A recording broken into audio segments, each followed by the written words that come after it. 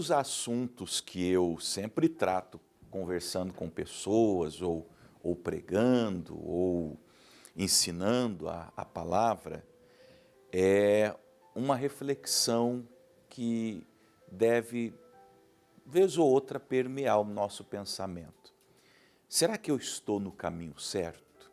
Será que eu estou servindo a Deus de verdade? Será que eu estou andando com Deus de verdade? Vou fazer uma pergunta. Será que eu estou na religião certa? Usando o termo, eu não gosto muito de religião, mas é um pensamento. Eu me lembro que eu evangelizei uma senhora logo quando da minha conversão, e ela era fanática, sabe, numa religião, e coisas erradas ela fazia, praticava, enfim. Eu lembro que um dia, tomando um café com ela, eu costumava ir na casa dela, a família amiga, assim, eram pessoas amigas da minha família, então nós tínhamos relacionamento deles virem nas nossas casas e nós íamos nas casas deles. E eu falei para ela, evangelizando, a senhora já pensou que pode estar errada? Aí ela falou, não, eu não estou errada, meu avô era, meu pai era, minha mãe era, eu sou, e eu vou morrer nessa religião. Aí eu perguntei para ela assim, eu falei, e se a senhora estiver errada? E se a tua religião estiver errada? Ela falou assim, se a minha religião estiver errada, eu vou morrer e vou para o inferno, mas eu não vou mudar de religião.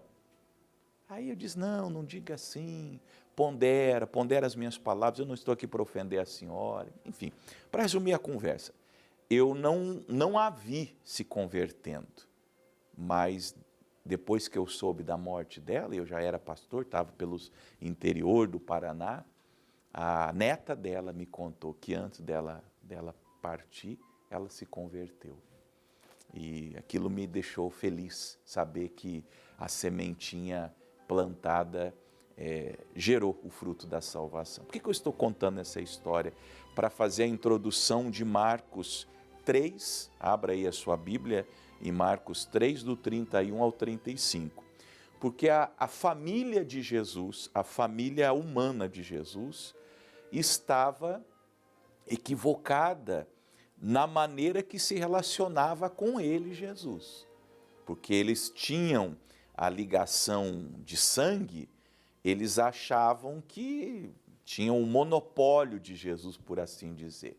E há muitas pessoas, porque têm um cargo na igreja ou na religião, que frequentam, que, sei lá, fazem algum tipo de obra social, elas pensam que têm o monopólio de Jesus e que elas são salvas. Agora, já imaginou chegar lá no dia do juízo e ouvir de Jesus, eu não te conheço, apartai-vos de mim, porque eu não te conheço? Então é uma boa consideração para a gente fazer enquanto está no caminho, enquanto dá ainda para consertar. Bom, nós lemos que chegaram então seus irmãos e sua mãe. Jesus tinha irmãos, porque depois que Maria, os católicos não se ofendam, mas essa é a verdade, depois que Maria deu à luz a Jesus virgem, os textos de Mateus, de Marcos, dos evangelhos nos ensinam que ela foi esposa de José, normal, e teve outros filhos, e aí não de modo miraculoso, mas da maneira convencional, não é? E o José, a essa altura, já tinha falecido, Jesus já tinha começado o seu ministério, e a família de Jesus, a mãe e os irmãos, então, vieram nesse dia para conversar com ele. Nós lemos que estando de fora, Jesus estava num lugar pregando, e eles de fora mandaram-no chamar. Veja como eles foram até assim autoritários em relação a Jesus. Eles achavam que detinham o monopólio de Jesus, como algumas religiões acham. Tem religião que fala assim, só nós vamos para o céu, só minha igreja salva, só a minha igreja leva para o céu. Não. Vamos corrigir algo, né, nessa fala. Nenhum pastor, nenhum padre, nenhuma igreja, nenhuma denominação, nenhuma religião leva para o céu. O único que leva para o céu é Jesus Cristo, nosso Senhor. Se na igreja, na denominação que você pertence, o Evangelho de Jesus é pregado, e você nascer de novo, for batizado nas águas, por imersão, não vale negócio de canequinha na cabeça, não. É mergulho, imersão. Se você seguir os ensinamentos de Jesus, se você for selado pelo Espírito Santo, você será salvo. Então esquece, pastor Fernando não salva, padre não salva, o André não salva, né, André? Não nada disso. Esquece, isso é história para boi dormir. Ah, pastor, eu frequento uma igreja e aqui o pastor, o ancião, o bispo, falou que só quem é dessa igreja vai para o céu. Sim, o céu da boca da onça, não o céu de Jesus. Cuidado, cuidado. A família de Jesus, ou a mãe e os irmãos, acharam que Jesus era só deles e de mais ninguém. E Jesus estava pregando e eles chegam na porta, o lugar, o auditório estava cheio, eles chegaram na porta e falaram, eu sou a mãe de Jesus, eu sou o irmão, e manda ele vir aqui agora, ele precisa vir aqui agora. O que ele está fazendo aí? Ele não pode estar aí, ele é nosso. Ele é da nossa igreja, ele é da nossa denominação, ele é da nossa religião. Aí, imagino que pela autoridade com a qual foi dita, a pessoa que recebeu a notícia na porta, possivelmente um obreiro ali, um discípulo, ficou até assim, meio impressionado, né? A multidão, nós lemos, estava assentada ao redor dele. E aí disseram, alguém comentou, levantou a mãozinha ali, igual aquele aluno que tem algo para falar ao professor. Jesus olhou, pois não? Aí a pessoa disse, eis que a tua mãe e os teus irmãos te procuram e estão lá fora. Interessante, né? Tem muita gente que procura Jesus, que quer, entre aspas, Jesus, mas está fora.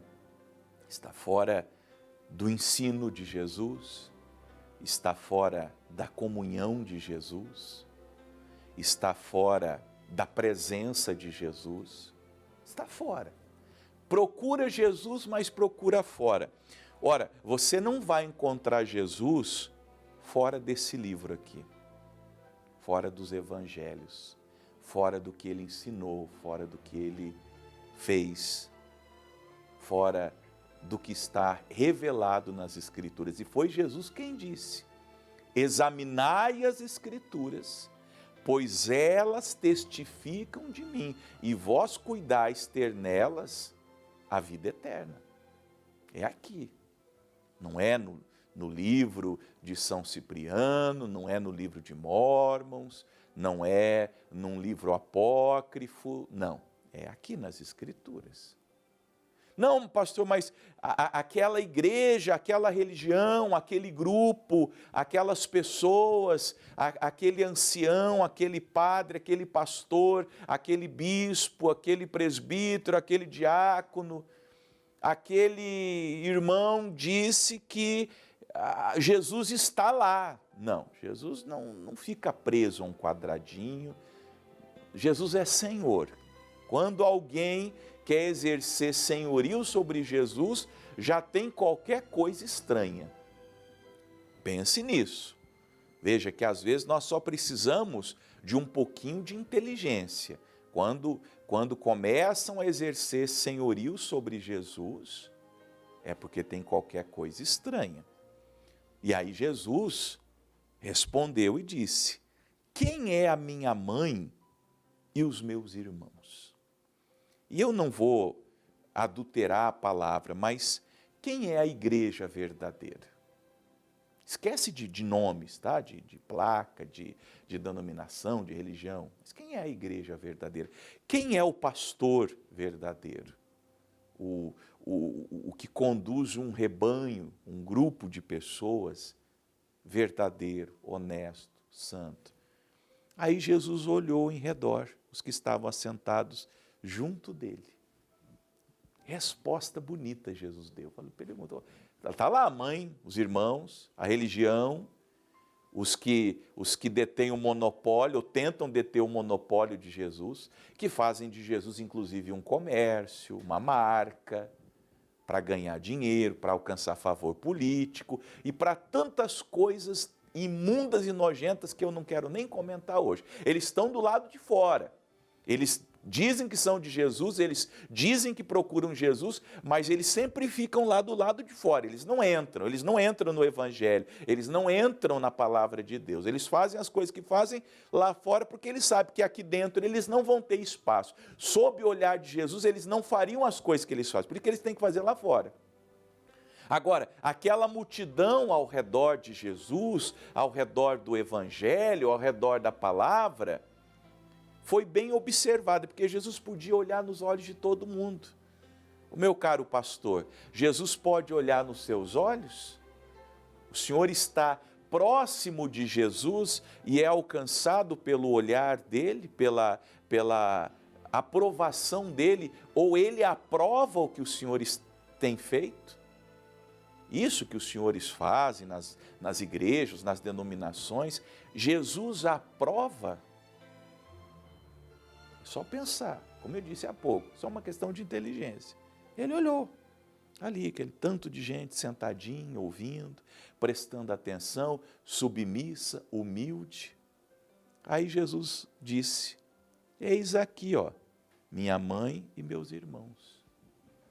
Minha mãe, meus irmãos, minha igreja, meu povo, são esses aqui, ó, esses que estão perto de mim, que estão ouvindo o que eu falo, que obedecem o que aprendem aqui, nessa comunhão do Evangelho, da minha palavra, do meu ensino. Esse é o pastor fiel, esse é o pastor que conduz as ovelhas aos pastos verdejantes.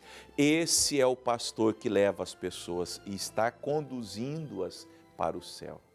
Aqui, eles estão próximos de mim, sentados, humildes e singelos no coração. Aí Jesus conclui, porquanto qualquer que fizer a vontade de Deus, qualquer que fizer a vontade de Deus, não a sua própria vontade, mas a vontade de Deus, esse é meu irmão e minha irmã e minha mãe e minha igreja. Esses que fazem a vontade de Deus. Aí eu fiquei pensando, para você também ponderar sobre, eu vou comentar. Quantos estão fazendo a vontade de Deus? Eu acho que poucos, porque as pessoas estão se extraviando, fazendo loucuras, até no meio da religião. Tanto de coisa importada que Jesus não fez, que Jesus não falou, que Jesus não mandou. Nas nossas próprias vidas, um tanto de coisa que não é a vontade de Deus, não é. É só ler as Escrituras. Meus queridos e minhas queridas, leiam as Escrituras. Esqueçam o que eu falo, o que outros falam. Vão às Escrituras, adquiram um livro como esse. Você não tem condição? Entre em contato comigo aqui no Paraná na Graça, eu lhe dou uma Bíblia de presente, eu vou na Sociedade Bíblica do Brasil, como eu já fiz dezenas de vezes, eu vou comprar caixas e caixas de Bíblia e mando entregar na sua casa. Dependendo, eu vou pessoalmente aí, levo e entrego para você.